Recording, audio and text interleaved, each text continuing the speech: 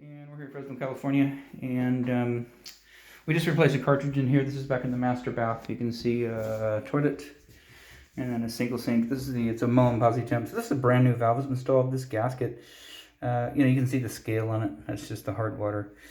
And but we did replace it. So, and we use Moen as well. So it's a Moen 1222 cartridge. Pulled that off of there, got it reinstalled, tested it out. No dripping there. Reset the faucet. It was clogged, so we cleaned it out, and then new Teflon tape. So there's no dripping from the shower head, and there's no dripping from this cartridge. So the master shower is in good shape now.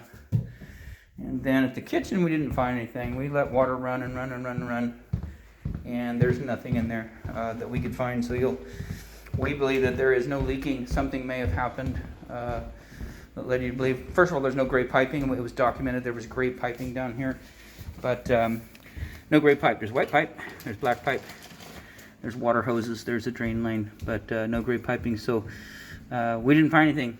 We ran lost water down here. There's no water on the bottom of this cabinet. So as far as we're concerned, there's nothing going on at the kitchen.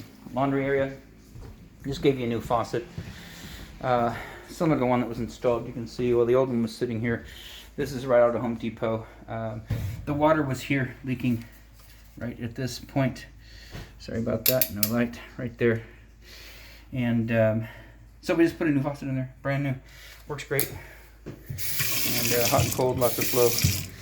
And then also we reset the drain here. There was leaking down below, so the drain was leaking a little bit. Also the tailpiece was leaking a little bit, and then the trap.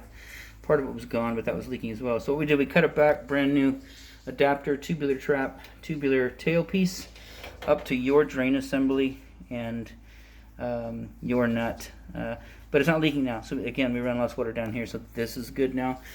The last one was the outside. They were looking to put in a two-way clean out. The best that we can tell outside of the building, and we'll get this on a separate project today. It's raining, but it appears to be about 12 to 16 feet in, and it's going to be somewhere in here. From the corner of the building over there, somewhere right in here is going to be a clean out. And so the homeowner's going to pothole around here, crawl in their house, take a look, get more of a closer idea of where it's at, and then come out here, do the digging for us. And once he's done with that, we'll come out and put a two-way clean out in. I think that buttons up the project. Outside of that, this work is done.